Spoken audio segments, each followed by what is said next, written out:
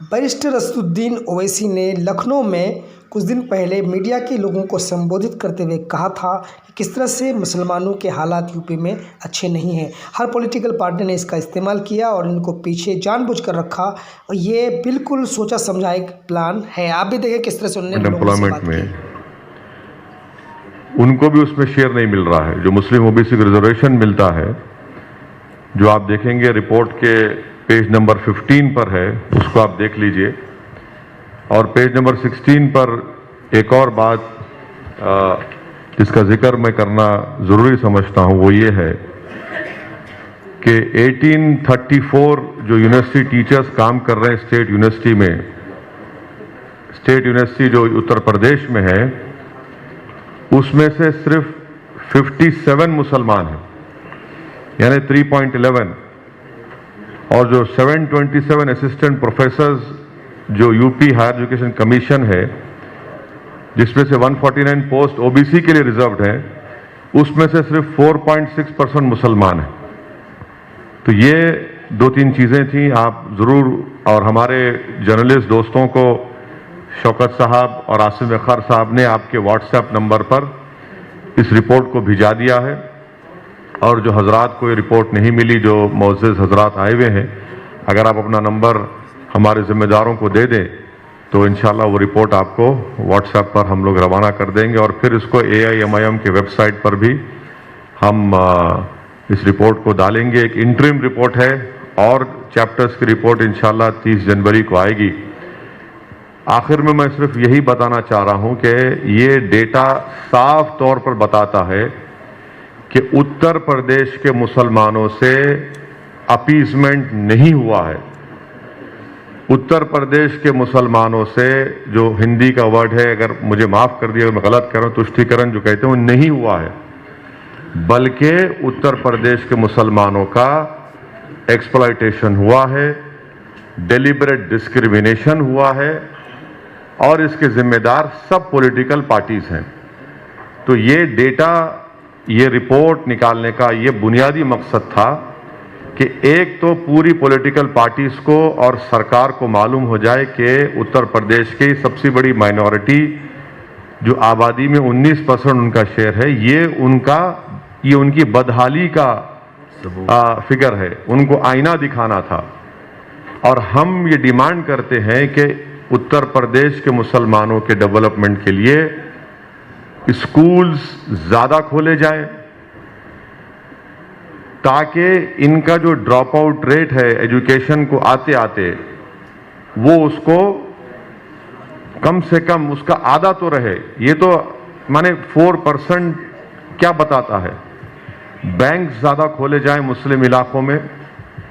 तीसरे ये कि जो अगर उत्तर प्रदेश से जो माइग्रेशन होता है, पलायन होता है, जो लोग बाहर जाते हैं, उसमें 51% मुसलमान सबसे ज्यादा जाते हैं प्रदेश को, उत्तर प्रदेश को छोड़कर। उनके लिए सरकार कोई स्कीम नहीं बनाती है। ये 3-4 चीजें हैं जिसके ऊपर हर पॉलिटिकल पार्टी को सोचना जरूरी है। तो ये एक मकसद था इन 3-4 अहम चीजों को सामने लाने का। मैं बहुत सी बातें पॉलिटिकल कर सकता हूं, मगर जब हमारे जिम्मेदार स्कॉलर्स यहां बैठे हुए हैं, उन्होंने डेटा के जरिए उन तमाम बातों को बता दिया कि उत्तर प्रदेश के मुसलमानों के साथ नाइंसाफी भी हुई और डेलिबरेटली उनको बैकवर्ड रखा गया। और चाहे सरकार किसी पार्टी की हो, उन्होंने उत्तर प्रदेश के मुसलमानों को उठाने के लिए कोई काम नहीं किया, और सिर्फ डराकर, फुसलाकर या उनका खौफ दिलाकर वोट हासिल करते रहे। तो ये तब्दीली अब आनी चाहिए, और इस रिपोर्ट को हम उत्तर प्रदेश की जनता के सामने पेश करेंगे। उत्तर प्रदेश के उन सेकुलर जहन रखने वाले लोगों के सामने ये रिपोर्ट जाएगी, उत्तर प्रदेश के मुसलमानों के पास ये रिपोर्ट जाएगी, और वो इस बात का फैसला कर लें कि कौन उनको इस्तेमाल कर रहा है, कौन उत्तर प्रदेश के मुसलमानों को उनका वोट लेकर उनको दबाया जा रहा है, और कौन वोट कटवा भी है। ये डेटा इन तमाम बातों, इन सवालों का जवाब देगा। मुझे इस पर और ज्यादा बोलने की जरूरत नहीं है। मैं बेहद शुक्रगुजार हूं कि आप लोग अपना कीमती वक्त निकाल कर आए, ख़ास तौर से हमारे मीडिया हजरात का, कि आप अपना कीमती वक्त निकाल कर करीब सवा घंटा यहाँ पर 1.5 घंटा बैठे रहे। तो मेरी हमारे जो मीडिया के दोस्त हैं उनसे मेरी गुजारिश है कि अगर आपको कुछ सवाल करना है तो जाहिर है आप जो चाहे सवाल कर सकते, मगर मेरे लिए बाइज़ इज़्ज़त और फ़ख्र की बात होगी अगर आप इस रिपोर्ट पर भी कुछ सवाल कर लें। अगर आपको कुछ पूछना है तो ज़रूर पूछिए।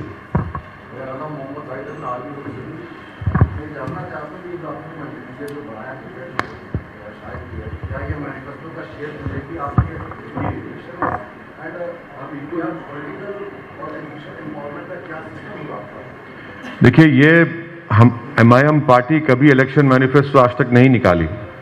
हमारा मानना यह है कि इलेक्शन मैनिफेस्टो जो भी पॉलिटिकल पार्टी निकालती है वो जनता को धोखा देने के लिए निकालती है। काम के जरिए से हम काम करते आए हैं। मिसाल के तौर पर बीजेपी ने कहा था कि हम 70 लाख लोगों को नौकरी देंगे, 70 लाख, उनका 2017 का मैनिफेस्टो पढ़िए। और असेंबली में 7 फरवरी 2020 को योगी आदित्यनाथ के एम्प्लॉयमेंट के मिनिस्टर मौर्य साहब कहते हैं कि अनएम्प्लॉयमेंट रजिस्टर पर उत्तर प्रदेश के 33,20,000 लोगों के नाम लिखे हुए हैं।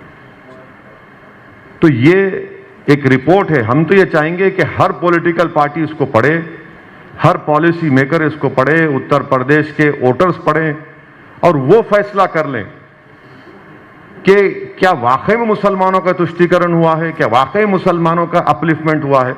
नहीं हुआ है अपलिफ्टमेंट, ना अपीजमेंट हुआ है। और मदरसा एजुकेशन के बारे में आपसे कह दूं कि पार्लियामेंट में मैंने सवाल उठाया था, मुख्तार अब्बास नकवी ने यह कहा था कि उत्तर प्रदेश में जो स्कीम है सेंट्रल गवर्नमेंट की मदरसा मॉडर्नाइजेशन की, उसमें ना स्टेट गवर्नमेंट तनख्वाह दे रही है, ना योगी सरकार उनको उनका शेयर दे रही है, 40-60 का जो शेयर है। माने पूरे मुल्क में 5 लाख से जायद मदरसा टीचर्स को 2 साल से तनख्वाह नहीं मिली है। और झूठ पे झूठ बोलती है मोदी सरकार के सबका साथ, सबका विकास, विश्वास। पार्लियामेंट के फ्लोर पर मुख्तार नकवी साहब वादा करे कि मैं रिलीज करूंगा पैसों को, जो 2 साल की तनख्वाह के पैसे नहीं दिए, अब तक नहीं दिए गए। तो ये इनकी ही मिसाल है। सर, ये जो आपने डेटा अभी जारी किया है, तो जो जारी हो रहा है, हाँ, ये चुनावी मुद्दा होगा सर? क्यों नहीं होगा? बिल्कुल होगा, बिल्कुल होगा। क्योंकि ये तो कोई हवाई फायरिंग नहीं है ना, ये तो कोई झूठ नहीं है। और इसको ये हमारी रिक्वेस्ट पर इन तमाम स्कॉलर्स ने, जो वर्ल्ड रिनाउंड स्कॉलर्स हैं, मैं इनका शुक्रगुजार हूं कि उन्होंने कि मुझ जैसे हकीर की इस रिक्वेस्ट को कबूल किया। मकसद यह है कि जनता को मालूम हो, खास तौर से माइनॉरिटीज को मालूम हो कि कैसे उनको इस्तेमाल किया जा रहा है।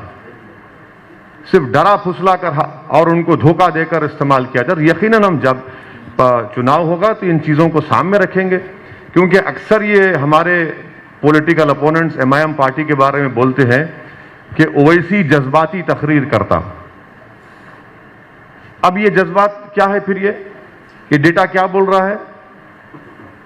क्या बोल रहा है ये? इसका जवाब है कोई समाजवादी के पार्टी के पास, BSP के पास, BJP के पास? ये तो मैं अपने घर बैठकर नहीं बनाया हूं ना।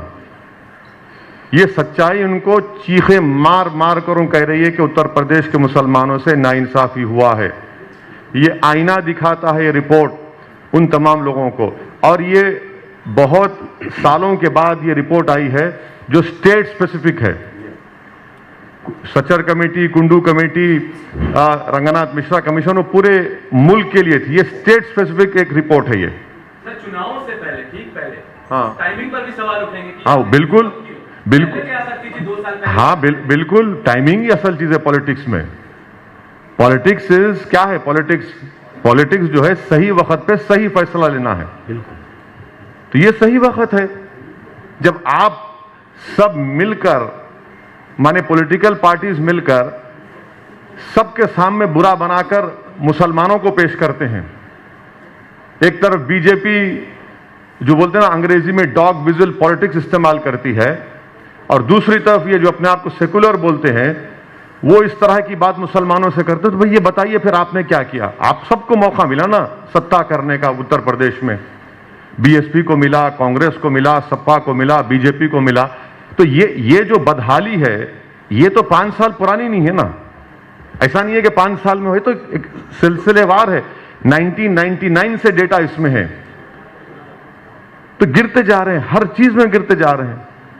सर खुर्शीद अहमद बीजेपी भारत है, जिस तरीके से उत्तर प्रदेश में आपने डेटा जारी किया है, तेलंगाना में भी क्या मुसलमानों के हवाले से इस तरीके से डेटा? तेलंगाना के लिए एक मिनट सुनिए, पहला सर तेलंगाना के लिए मैं आपसे रिक्वेस्ट करूंगा, सुधीर कमीशन की रिपोर्ट आप पढ़िए, उस रिपोर्ट को आप पढ़िए जिसके मेंबर आमिरुल्लाह खान साहब थे, उस रिपोर्ट के मेंबर वेंकट साहब भी थे, उस कमेटी के मेंबर शाबान साहब भी थे। उस रिपोर्ट को जरूर पढ़िए और उसमें से बहुत से चीजें इंप्लीमेंट हुई, और बल्कि उस रिपोर्ट में एक स्पेसिफिक कई इलाके का जिक्र किया था, इसमें भोलकपुर मुशीराबाद का नाम का था। वहां पर जाकर इस कमेटी मेंबर्स ने कहा कि वहां सीवरेज लाइन नहीं है, वाटर लाइन नहीं है।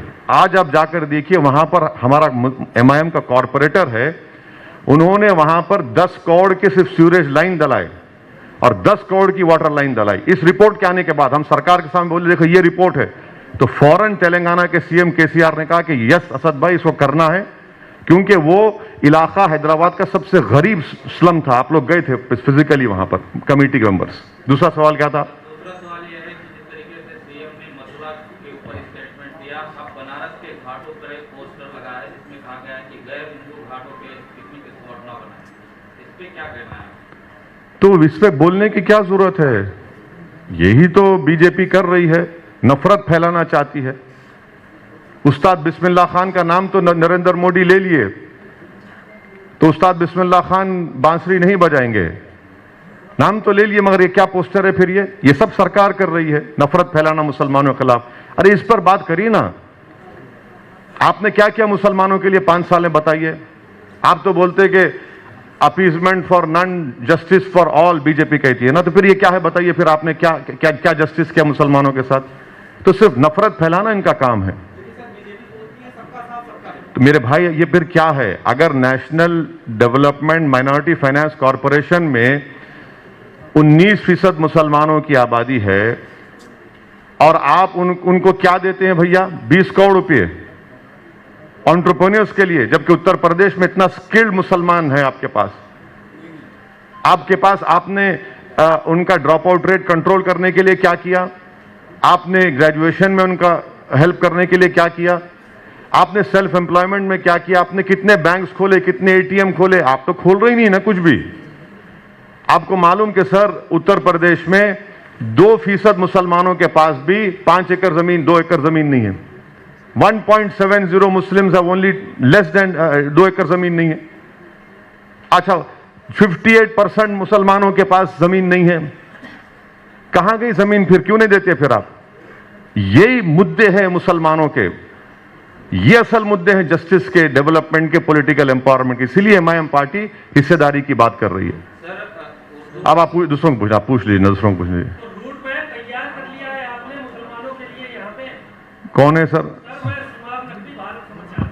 देखिए, ये रूट मैप नहीं है, ये एक अपलिफ्टमेंट और इनजस्टिस की रिपोर्ट है, और उसको, इस इनजस्टिस को खत्म करने के लिए इन तमाम जो सब्जेक्ट्स और चैप्टर्स पर जिम्मेदारों ने, स्कॉलर्स ने काम किया, उसके ऊपर इंप्रूवमेंट करना है, और हम इसके ऊपर बात करेंगे, बोलेंगे। सर एक सवाल, पॉलिटिकल सवाल है जी। आपने गोलीबारी ऐप को लेकर अपनी कई सभाओं में बोला हुआ है। ऐसा ही एक ग्रुप है, व्हाट्सएप ग्रुप है, जिसमें हिंदू प्रोस्टिट्यूट नाम की बातें कही जा रही है। हिंदू प्रोस्टिट्यूट, हाँ, बिल्कुल उसको बंद करना चाहिए, और जो भी कर रहा है उसको गिरफ्तार करना चाहिए। इस पर कोई कॉम्प्रोमाइज होना चाहिए, बिल्कुल स्ट्रांग एक्शन लेना चाहिए। जो भी है उनको पकड़ना चाहिए, उनको अरेस्ट करना चाहिए। पंजाब में प्रधानमंत्री के दौरे को लेकर के बड़ा इशू चल रहा है, कोई कह रहा है सुरक्षा के। कौन है भाई आप? मेरी लाइट। मैं शबाब हूं, न्यूज़ 18 से। हाँ, प्रधानमंत्री मोदी के दौरे को लेकर के देखिए, मेरा बोलना यह है कि प्रधानमंत्री की सिक्योरिटी की ब्रीच हुई है, नंबर 1। सेकेंडली, जो सोशल मीडिया पर सिखों के खिलाफ जो नफरत फैलाई जा रही है सिक्योरिटी की ब्रीच के बाद, कि तुमको 84 याद दिलाएंगे, वो स्ट्रांगली कंडेम करना चाहिए। वो सरकार का मामला है ना, एसपीजी और स्टेट गवर्नमेंट का मामला है, मगर सिखों को क्यों बीच में लेके आ रहे हैं इसमें आप? इसको भी कंडेम करता हूं मैं। वैसे जी एक सवाल ये, अभिषेक मिश्रा आज तक से आप मुसलमानों की भागीदारी की बात कर रहे हैं, वोट जो आप सामने रख रहे हैं, लेकिन यूपी के चुनाव में आपकी स्थिति क्या होगी कि आप गठबंधन में जा रहे हैं, अकेले रहेंगे, फिलहाल स्थिति आपकी क्या है? नहीं, आप थोड़ा रुक जाइए अभिषेक भाई, आपको ब्रेकिंग न्यूज देंगे थोड़े दिनों में। गठबंधन कर रहे हैं, मान ले। नहीं, अभी तो वक्त तय करेगा ना। चेहरे की मुस्कुराहट क्या रही है सर? अरे मैं हमेशा मुस्कुराता रहता हूं, आपको मेरी मुस्कुराहट से भी फिक्र क्यों हो रही है?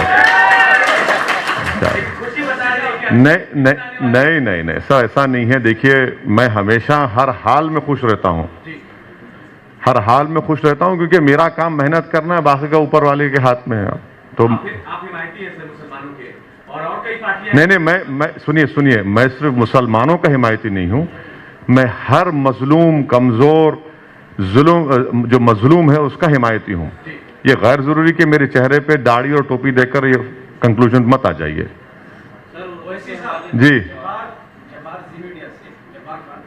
आप पर ये आरोप बड़ा पुराना लगता है, जैसा कि जहां चुनाव को लेकर के लगता है आप वहां पर गए, 5 सीटें आपने जीत ली और आरजेडी गठबंधन को हटा दिया। कुछ वैसा ही उत्तर प्रदेश में बीजेपी के इशारे पर कर रहे हैं और आपको फंडिंग भी इसके लिए अलग से की जाती है। बिल्कुल, आपके ही घर में तय हुआ ना। अभी तक आप 90% रख लिया, खाली 10% आप मुंह मिठाई दिए मुझे। आप ही के घर में हुआ था वो डील, क्यों भूल रहे हैं आप? कहां है 90%? लाके दीजिए, हमको भी जरूरत है अभी इलेक्शन में। अगर आप मुझे नहीं देना चाहते तो आसिम वखार को दे दीजिए, लखनऊ में रहते हैं, दे दीजिए। 2022 के चुनाव में लगभग सभी पार्टियों ने अपनी रैलियां निरस्त कर दी हैं, आगे आपका क्या है? देखिए, ये अगर प्रशासन इजाजत देता है तो हम करेंगे। आप ये देखिए कि सितंबर में यूनाइटेड किंगडम ने, अमेरिका ने सितंबर 2020 में इन्होंने बूस्टर शॉट का ऑर्डर दे दिया था, और इनको ये मालूम हो गया था कि थर्ड वेव या जो भी ओमाइक्रॉन हो, जो भी आएगा। हमारी सरकार कब ऑर्डर देती है भाई? बायोलॉजिकल ई को 1400 करोड़ हमने कब दिए, पूछिए कब दिया आपने? आपने दिसंबर में दिया, और 15 जनवरी के बाद ही, जिसको गवर्नमेंट बोल रही प्रिकॉशनरी शॉट बोल रही उसको, वो सिर्फ इमरजेंसी ऑथराइजेशन के लिए होगा, हमारे हेल्थ वर्कर्स पे होगा, और जो 60 साल के ऊपर है, फिर देश की पूरी जनता क्या करेगी? यानी हम खाक हो जाएंगे तुमको खबर होने तक। जो गलती मोदी सरकार ने सेकेंड वेव में से पहले की थी, अब कर दी है गलतियों, वो सबक नहीं हासिल किए सेकेंड वेव के बाद। अब जितना भी जो बायोलॉजिकल ई का एक है, सीरम का एक वैक्सीन है, और आपके कोवैक्सीन का एक नेजल वैक्सीन है, और mRNA का पुणे का है, ये सब कब आएंगे पूछिए बीजेपी वालों से। कब जनता को लगेंगे पूछिए? प्रिकॉशनरी बोलिए, बूस्टर शॉट बोलिए, कब लगेंगे? अगर आप वो कर देते तो हम इस थर्ड वेव को थोड़ा बहुत रोक पाते। सर, उर्दू के हवाले से एक सवाल है कि यूएनआई न्यूज एजेंसी बड़ी है, उर्दू को नष्ट करती है, मरकजी हुकूमत बड़ा बजट देती थी, वो कम हो गया। उत्तर प्रदेश में नया दौर एक मैगजीन उर्दू का निकलता था, वो गुज़िश्ता 1.5 बरस से बंद है। उत्तर प्रदेश में कई उर्दू मीडियम स्कूल हैं जो बंद हो चुके हैं और उसमें टीचर्स नहीं है। आज जिस तरीके से कहा जाता है, मेरे भाई आप ये देखिए, जो बंद हो रहे हैं ना, ये तो 5 साल से चल रहा है ना सिलसिला बंद होने का। तो आपको पूछना चाहिए सवाल अखिलेश यादव को, जिसके ख्वाब में श्री कृष्ण आकर कह दिए कि अब आप बन गए मुख्यमंत्री। इनसे पूछिए कि भाई आपके ख्वाब में ये स्कूल नहीं आते क्या? आपके ख्वाब में उर्दू की डेवलपमेंट नहीं आता है क्या? आपके ख्वाब में सिर्फ मुस्लिम वोट नजर आता है आपको, एक गुलाब जामुन की तरह के खा लो इसको और भूल जाओ। तो यही तो हम कह रहे हैं कि बिल्कुल सही है। उर्दू तो मुसलमानों की जबान नहीं है ना, उर्दू तो भारत की तहजीब का, कॉम्पोजिट कल्चर का एक बुनियादी हिस्सा है। यही उर्दू थी जिसने नारा दिया था इनकलाब जिंदाबाद आजादी की लड़ाई में। आपने इसको जोड़ दिया एक मजहब से, बिल्कुल गलत है, इसीलिए नाइंसाफी की जा रही। और कुछ सवाल तो नहीं, चलते हैं सर फिर। थैंक यू सर, बहुत शुक्रिया आप लोगों का, थैंक यू वेरी मच। आप तमाम का जो आए हाजरीन का शुक्रिया बहुत।